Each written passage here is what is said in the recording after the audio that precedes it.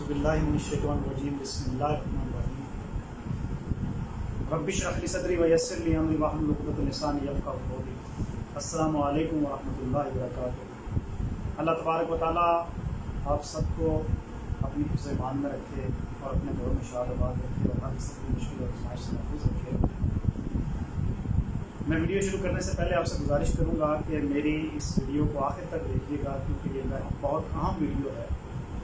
जैसा कि आप जानते हैं कि आज 3 रमज़ान मुबारक है और आज खातून जन्नत सईदा ताहिरा फ़ातिमतुज़ ज़हरा रज़ी अल्लाह तआला अन्हा नबी वसल्लम की प्यारी साहबजादी का वसाल का दिन है। तो मैं उनकी सीरत कुछ आपके सामने रखूँगा। जहाँ तक हज़रत सईदा फ़ातिमा रज़ी अल्लाह तआला अन्हा की पैदाइश का ताल्लुक़ है, आपकी वलादत 20 जमादिल सानी बरोज़ जुमा नबूवत के 5वें साल और नबी अकरम सल्लल्लाहु अलैहि वसल्लम ने आपका नाम फ़ातिमा रखा। अरबी में फ़ातिम के मानी है बाज रहने वाली, यानी कि हज़रत फ़ातिमतुज़ ज़हरा रज़ी अल्लाह तआला दुनिया की जो आलाइशें थी और दुनिया की जो इस तरह की चमक है उससे हमेशा दूर। और ज़हरा ऐसी चीज़ को कहते हैं, यानी कि आपका पूरा नाम जो फ़ातिमतुज़ ज़हरा है, तो ज़हरा आपका चेहरा मुबारक नहायत सफ़ेद और हसीन होने की वजह से आपको ज़हरा। जहाँ तक आपकी कुनियत का ताल्लुक़ है, आपकी एक कुनियत थी उम्मुल हुस्नैन, उम्मुल हसनैन, इसलिए आपकी कुनियत थी कि आप हज़रत इमाम हसन रज़ी अल्लाह तआला अन्हु और इमाम हुसैन रज़ी अल्लाह तआला अन्हु की बात करते हैं। आपकी एक कुनियत उम्मुल आइमा, उम्मुल आइमा इमामों की माँ, क्योंकि हज़रत हसन और हज़रत हुसैन रज़ी अल्लाह तआला अन्हु की औलाद में से इमाम हुए, इसलिए आपको उम्मुल आइमा कहा जाता है। उम्मुल हाद हदायत पाने वालों की माँ, यानी कि आप देखें कि हज़रत हसन और हज़रत हुसैन रज़ी अल्लाह तआला अन्हु सबसे हदायत याफ्ता बच्चे थे, इसलिए आपको उम्मुल हाद कहा गया। और फिर आपकी एक कुनियत करीमतुल तरफ़ैन, माँ और बाप दोनों तरफ से आप इंतहाई आलिल नस्ल, वालदा की तरफ से भी यानी कि हज़रत खदीजतुल कुबरा रज़ी अल्लाह तआला अन्हा की तरफ से भी, और वालिद हज़रत मोहम्मद सल्लल्लाहु अलैहि वसल्लम की तरफ से। तो ज़ाहिर बात है आप तो इंतहाई आलिल नस्ल, और आपके जद्द अमजद हज़रत इब्राहीम अलैहिस्सलाम और फिर आप हज़रत इस्माईल अलैहिस्सलाम की नस्ल से, इसमें तो कोई दो राय हो ही नहीं सकती कि आप इंतहाई आलिल नस्ल खातून थे। आपकी जहाँ तक बचपन की बात है, नबी अकरम सल्लल्लाहु अलैहि वसल्लम आपको गोद में उठाया करते और फिरा करते और लोरियाँ दिया करते थे, लेकिन आजकल की लोरियाँ नहीं, जिस तरह हम अपने बच्चों को लोरियाँ देते हैं। नबी वसल्लम की लोरी भी ऐसी होती थी कि जिसमें हदायत की बात होती थी, शिर्क से पाकीज़गी की बात होती थी, अल्लाह की वहदानियत की बात होती थी। तो इसमें हमारे लिए भी सबक है कि हम अपने बच्चों को ऊँट पटांग में लोरियाँ देने की बजाय सैयदा फ़ातिमतुज़ ज़हरा रज़ी अल्लाह तआला के वालिद की लोरियों को बनाएं। आपकी उम्र मुबारक 9 साल थी जबकि आपकी वालिदा हज़रत खदीजा तुल कुबरा रज़ी अल्लाह तआला अन्हा का विसाल हो गया। उनकी इंतहाई बचपन की कैफियत है, और जब आप जानते हैं कि जब बच्चा इंतहाई छोटी उम्र में ही वालिदा के साया शफ़क़त से महरूम हो जाए तो फिर सारी ज़िम्मेदारी वालिद पर आ जाती है। और आप सल्लल्लाहु अलैहि वसल्लम ने एक तो वालिद होने का भी हक़ अदा किया और साथ वालिदा का प्यार भी हज़रत फ़ातिमतुज़ ज़हरा रज़ी अल्लाह तआला अन्हा और दीगर बच्चों को दिया। और आपकी जो कुफियाँ हैं, नबी सल्लम की कुफियाँ, यानी कि उन्होंने भी आपको पाला। और आपकी कैफियत के अंदर जिस तरह बच्चे रोते और चिल्लाते और चीखते हैं और शौक़ और चांजे होते हैं, आपकी तबीयत में बिल्कुल ऐसा नहीं था। आप शर्म हया का बेइंतहा शर्म हया आपकी ज़िंदगी का हिस्सा था। आप कभी भी अपनी ओढ़नी लिए बिना बाहर नहीं निकलती थी, अपने चेहरे को छुपा कर रखती, अपनी ओढ़नी को अपने सीने पर गिरा के रखती। आपका हादसा इतना ज़बरदस्त था कि आप जो बात एक दफ़ा सुन लिया करती थी वो आपके जहन में बैठ जाती थी और आप हमेशा उसको याद करते थे। तालीम की जहाँ तक बात है, जैसा कि मैंने पहले अर्ज़ किया کہ بچپن میں ہی آپ کی والدہ آپ کو داغ نفاق دے گئی تھی، اور آپ کی تعلیم جو ہے ظاہر سی بات ہے، یہ کیسے ہو سکتا ہے کہ نبی کا بچہ ہو، اور بچہ بھی وہ جس نے ایسی لوریاں سنی ہوں، جس میں حدیث، جس میں توحید کی بات ہو، شرک سے بیزاری ہو، اور نبی اکرم صلی اللہ علیہ وسلم کی شریعت کے مطابق عمل کرنا ہو، تو اس بچے کی تعلیم و تربیت تو نبی صلی اللہ علیہ وسلم کی شریعت کے مطابق ہی۔ آپ کی والدہ کا جب سایہ اٹھ گیا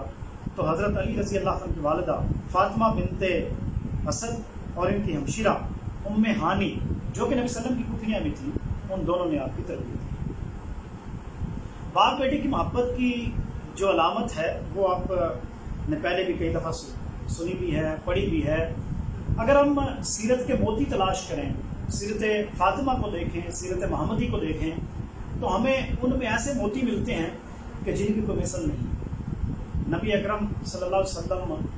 اپنی جان چھڑکتے تھے اپنی پیاری بیٹی پر، اور آپ صلی اللہ علیہ وسلم اکثر فرمایا کرتے تھے کہ فاطمہ تو میری جگر کا ٹکڑا ہے،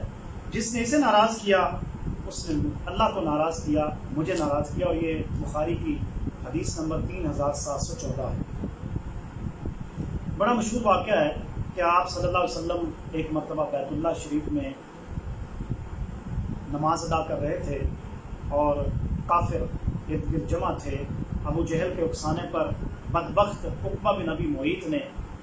اوجڑی لا کر نبی اکرم صلی اللہ علیہ وسلم کے جسم عطر پر ڈال دی جب آپ حالت سجدہ میں تھے۔ تو کسی نے، مسلمان تو وہاں پر موجود تھے لیکن اپنی کمزوری کی وجہ سے اور کافروں کا مقابلہ نہ کر سکنے کی وجہ سے کسی میں اتنی جرأت نہیں تھی کہ اس وقت اس اوجڑی کو اٹھاتا اور کافروں کو برا بھلا کہتا۔ سیدہ فاطمہ کو اطلاع کی گئی، سیدہ فاطمہ دوڑتی ہوئی آئیں اور اس اوجڑی کو، اس غلاظت کو نبی صلی اللہ علیہ وسلم کے جسم عطر سے ہٹایا اور کافروں کو بد دعا دی، اور سب کو ایسے جیسے سانپ سونگھ جاتا ہے، یعنی کہ وہ سیدہ کا ایک ان پر خوف اللہ تبارک و تعالیٰ نے طاری کر دیا۔ اور اسی طرح ایک دن نبی صلی اللہ علیہ وسلم گھر تشریف لاتے ہیں، چہرہ مبارک، سر مبارک، داڑھی مبارک گرد و غبار سے ہٹا ہوا، بیٹی والد کی حالت کو دیکھتی ہیں، سردیوں کے دن ہیں، اور آپ جانتے ہیں کہ ہمیں تو ہر قسم کی سہولت ہے، وہاں پر گرم پانی تو نہیں تھا، ٹھنڈا یخ پانی۔ بیٹی اپنے باپ کی داڑھی اور سر کو دھو رہی ہیں، اور ٹھنڈا پانی نبی صلی اللہ علیہ وسلم کے چہرے پر بھی گر رہا ہے، تو اچانک دو گرم قطرے آپ کے رخسار پر گرتے ہیں، تو آپ کو محسوس ہوتا ہے کہ یہ ٹھنڈے پانی سے گرم پانی کہاں آ گیا۔ تو بیٹی کے چہرے کی طرف دیکھتے ہیں تو وہاں پہ آنسو جاری ہیں، اور نبی اکرم صلی اللہ علیہ وسلم اپنی بیٹی کو کہتے ہیں، بیٹا بیٹی غم نہ کر، تیرے بابا کا دین دور اور بعید، یعنی کہ دور و نزدیک پہنچ کر رہے گا، اور اللہ تبارک و تعالیٰ نے اس کو انتہائی مختصر عرصے میں پہنچایا۔ اور پھر یہ ہے کہ نبی صلی اللہ علیہ وسلم جب بھی کوئی آپ کے پاس توشہ آتا، کوئی کھانے کے لیے چیز آتی، تو سب سے پہلے اپنی بیٹی کے پاس بھیجتے۔ اس طرح کوئی کپڑا آتا تو وہ بھی بیٹی کے پاس آتے، بھیجتے، اور جب بیٹی آپ سے ملنے آتی تو اٹھ کر کھڑے ہو جاتے اور ان کا ماتھا چوما کرتے تھے۔ جہاں تک حضرت علی سے آپ رضی اللہ عنہ کی شادی کی بات ہے، تو حضرت علی کے ساتھ انتہائی سادگی کے ساتھ آپ کا مسجد میں نکاح، اور حضرت علی نے ظاہری بات ہے وہ بھی مخلوق الحال تھے، اپنی زرہ 125 روپے میں بیچ کر اور جو حق مہر تھا وہ ادا کیا۔ ایک دوست نے، حضرت علی کے دوست نے ایک بھیڑ ذبح کی، ایک نے جو کا دلیہ بنا لیا، اور ایک نے کچھ کھجوریں اور چھہارے لے آئے، یوں آپ کا ولیمہ ہوا جو جہیز دیا گیا۔ اور اس میں ہمارے لیے بھی سبق ہے، اس شادی والی معاملے میں ہمارے لیے سبق یہ ہے کہ ہم بجائے اس کے اتنے بڑے جھنجٹ میں پڑیں اور ساری زندگی پھر والدین قرضہ اتارتے ہیں، نبی علیہ وسلم کی اس بیٹی کی شادی کے نمونے کو اپنے سامنے رکھنا چاہیے، اور پھر ہمیں یہ دیکھنا ہے کہ ہم اپنی بیٹیوں کی اور اپنی اولاد کی کس طرح شادی کرتے ہیں۔ اور پھر جہیز کی جہاں تک بات ہے، 2 چادریں تھیں، کھال کا ایک بستر تھا، چمڑے کا ایک تکیہ تھا جس میں روئی کی بجائے کھجور کی چھال تھی، ایک مشکیزہ، ایک چپٹی، مٹی کا ایک گھڑا، ایک مٹکا، ایک چٹائی، 2 مٹی کے پیالے اور ایک جائے نماز تھی۔ گھرداری کی جہاں تک بات کی جائے تو حضرت فاطمہ الزہرا رضی اللہ عنہ اپنے گھر کے سارے کام خود کیا کرتے تھیں، اور حضرت علی المرتضیٰ رضی اللہ عنہ خود فرماتے ہیں کہ فاطمہ جب میرے گھر آئیں تو وہ چکی پیسا کرتی تھی اور ان کے ہاتھوں میں چھالے پڑ جایا کرتے تھے، اور شریعت اور پردے کی پابندی جیسے کہ میں پہلے بھی عرض کر چکا ہوں، اور شوہر کی تابعداری کی کیفیت یہ تھی کہ حضرت علی مرتضیٰ رضی اللہ عنہ انتہائی مفلوق الحال تھے، لیکن ہر وقت ان کی تابع داری میں حضرت فاطمہ کی گزرتی تھی۔ شکرنیاں یعنی کہ ظاہری بات ہے میاں جو بیوی میں کبھی کبھی اختلافات بھی پیدا ہو جاتے ہیں، تو اتنی بڑی بات نہیں ہوتی تھی کہ لمبی ناراضگی چلے۔ ایک مرتبہ فاطمہ رضی اللہ عنہ ناراض ہو کر گھر آ گئیں، نبی صلی اللہ علیہ وسلم کے گھر آ گئیں، تو نبی صلی اللہ علیہ وسلم کو واپس بھیجا اور کہا کہ بیٹی جا کر علی سے معافی مانگو۔ اس طرح ایک دن علی المرتضیٰ رضی اللہ عنہ ناراض ہو کر مسجد نبوی میں جا بیٹھے، تو نبی صلی اللہ علیہ وسلم وہاں پر گئے اور آپ جو ہے وہ گرد والی جگہ پر لیٹے ہوئے تھے، جس کی وجہ سے آپ پر گرد و غبار لگا ہوا تھا۔ تو نبی صلی اللہ علیہ وسلم نے کہا ابو تراب اٹھو اور گھر جاؤ، اور جا کر ہنسی خوشی۔ اور پھر یہ ہے کہ زہد و تقویٰ، تہجد، وظائف، نمازوں میں خشوع اور خضوع کی جو کیفیت تھی وہ سبھی جانتے ہیں، کیونکہ یہ آپ کو حصے میں ملا تھا۔ اس طرح خیرات اور ثواب کی جہاں تک بات تھی، کسی سوالی کو اپنے والد کی طرح خالی نہیں لٹاتی تھیں۔ ایک مرتبہ آپ 6 دن سے فاقے تھیں، ایک بوڑھی عورت آئی اور اس نے آ کر سوال کیا، تو آپ نے کہا کہ مجھے روٹی چاہیے۔ تو آپ نے کہا 6 دن سے تو میں نے روٹی کی شکل نہیں دیکھی، تم بتا رہی ہو 3 دن سے، چلو 4 مٹھی کہیں سے آٹا آیا ہے، اس کو گوندا، اس کی روٹیاں بنائیں اور اس کو دے دیں۔ اور جہاں تک آپ کی مناقب کی بات ہے، آپ نے نبی صلی اللہ علیہ وسلم نے آپ کو امت کی سردار، اہل جنت عورتوں کی سردار، یہ بخاری کی حدیث نمبر 3624، 8284 اور 8285 کے مطابق، اور پھر یہ حدیث نمبر 3767 جس میں آپ نے فرمایا جس نے فاطمہ کو ناراض کیا اس نے مجھے ناراض کیا۔ آپ کی اولاد میں 2 بیٹے حضرت حسن اور حضرت حسین، اور بیٹیاں ام کلثوم اور زینب رضوان اللہ اجمعین تھیں۔ آپ کی جو وفات ہے وہ حضرات گرامی، حضرت فاطمہ کی وفات نبی صلی اللہ علیہ وسلم کے اس دنیا سے تشریف لے جانے کے 6 ماہ بعد، یعنی کہ 3 رمضان مبارک 11 ہجری کو ہوا۔ اس وقت آپ کی عمر مبارک 29 سال یا کچھ زیادہ تھی۔ آپ کے جنازے کی کیفیت یہ تھی کہ آپ نے حضرت ابو بکر کی زوجہ اسما بنت امیس سے فرمایا کہ بنت امیس، آپ میری حالت دیکھتی ہیں، لیکن مجھے یہ پسند نہیں ہے کہ میں ایک حیادار عورت ہوں اور میرے جنازے کو یوں لے جایا جائے، تو پردہ ٹھیک رکھنا۔ اور پھر انہوں نے آپ کو طریقہ کار بتایا کہ اس طرح آپ کا پردہ رکھا جائے گا، تو ان کو انتہائی اطمینان ہوا،